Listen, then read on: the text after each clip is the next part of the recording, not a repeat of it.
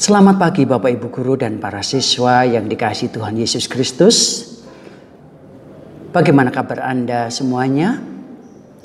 Saya yakin kesehatan, kekuatan dan juga berkat masih terus Tuhan cukupkan atas kita semuanya.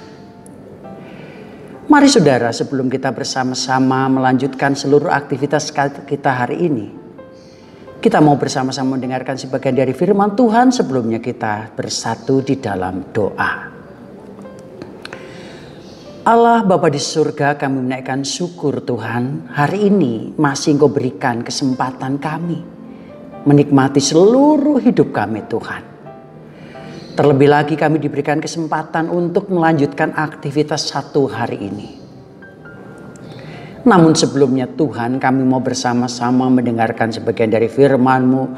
Tolonglah kami, mampukan kami, supaya kami bukan sekedar menjadi pendengar setia, tetapi kami boleh menjadi pelaku-pelaku yang setia. Berkati kami Tuhan, mampukan kami untuk mengerti isi hati Tuhan melalui setiap firman-Mu yang akan kami baca, kami renungkan hari ini. Dalam satu nama Tuhan Yesus Kristus kami berdoa. Amin. Love one another. Tema ini terus terngiang selama satu minggu ini saudara, yang diambil dari Matius pasal 22 ayat 39. Dan hukum yang kedua yang sama dengan itu ialah, kasihilah sesamamu manusia seperti dirimu sendiri. Kekasih Tuhan, pernahkah kita mencoba berefleksi ke dalam diri sendiri dan bertanya, apakah sebenarnya hidup itu? Apakah hidup itu hanya soal makan, minum, soal apa yang kita lakukan, yang kita kenal, atau tentang pencapaian kita? Betapa menyedihkan bila hidup ini hanya sejauh itu, saudara. Sejatinya hidup ini adalah tentang kasih, tentang mengasihi Tuhan dan mengasihi sesama. Anda dan saya dapat hidup karena kasih.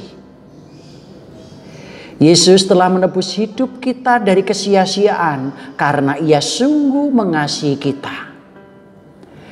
Salib Golgota adalah buktinya yang besar kasih Allah atas kita. Saudara-saudaraku, setelah menikmati kasih Tuhan, kadang kita sulit untuk mengasihi sesama. Kita fokus, hidup kita lebih tertuju pada diri sendiri. Kepentingan pribadi mendorong kita untuk memiliki lebih banyak, menjadi lebih hebat, dan selalu ingin melakukan yang lebih besar. Kita tidak dapat terpuaskan. Inilah alasannya mengapa kita selalu menderita. Mengapa kita sulit sekali puas? Jawabnya, karena kita melupakan apa yang benar-benar penting. Ingat baik, kita diciptakan Tuhan untuk sesuatu yang lebih besar dari sekedar ego diri sendiri. Kekasih Tuhan, di sekitar kita ada banyak orang yang memerlukan bantuan kita.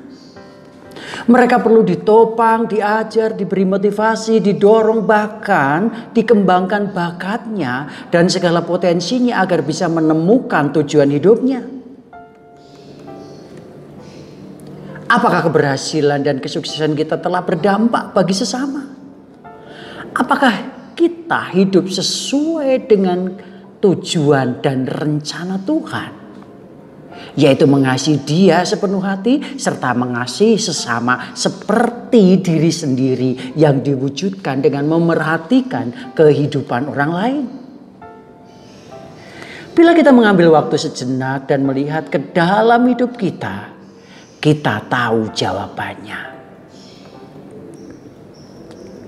Kekasih Tuhan, Kepuasan hidup tercapai ketika kita tidak lagi selalu merasa serba kurang, melainkan senantiasa bersyukur kepada Tuhan atas anugerahnya yang berlimpah-limpah. Selanjutnya biarlah kita menjadi saluran kasih bagi sesama melalui segala sesuatu yang bisa kita lakukan dan yang berguna untuk mereka. Marilah kita introspeksi diri sendiri setiap hari. Kalau sekiranya selama ini kita masih kurang mengasihi Tuhan dan sesama, maka segeralah berubah, saudara.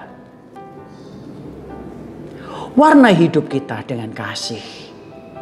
Mengasihi Tuhan dan sesama. Jadilah pribadi yang berkenan kepada Tuhan dan bersedia menopang orang lain. Bagaimana dengan kita, saudara? Biarlah firman Tuhan hari ini terus mendorong kita, memacu kita, bukan sekedar mengasihi dan berkata-kata, "Aku mengasihi Tuhan," tapi biarlah itu kita wujud nyatakan dengan mengasihi sesama kita. Amin. Kita berdoa.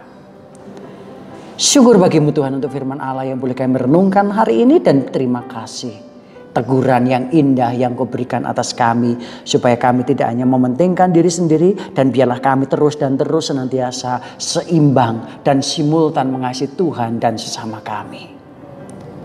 Terima kasih untuk firman-Mu yang indah hari ini, yang boleh mendorong kami terus, memotivasi kami terus untuk menopang sesama kami. Pagi ini Tuhan, kami bersyukur bersama-sama dengan saudara kami Sharon Emilia, Sheryl Adel kelas 11G. Demikian juga dengan Devon 11I yang Tuhan sudah tambahkan usia 1 tahun. Kami bersyukur Tuhan, Engkau memberkati ketiga anak ini.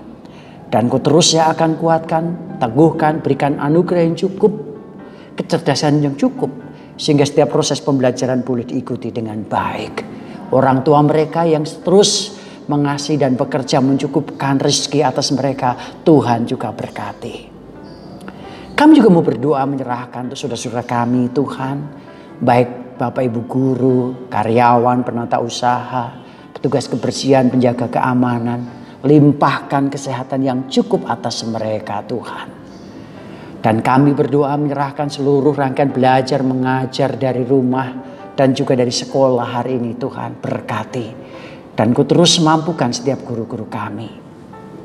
Kegiatan Expo yang hari ini kami lakukan Tuhan, Engkau terus yang memberkati. Dan tolonglah kami, dan ini biarlah menjadi ajang untuk kami mempersiapkan diri memasuki perguruan tinggi yang kami cita-citakan.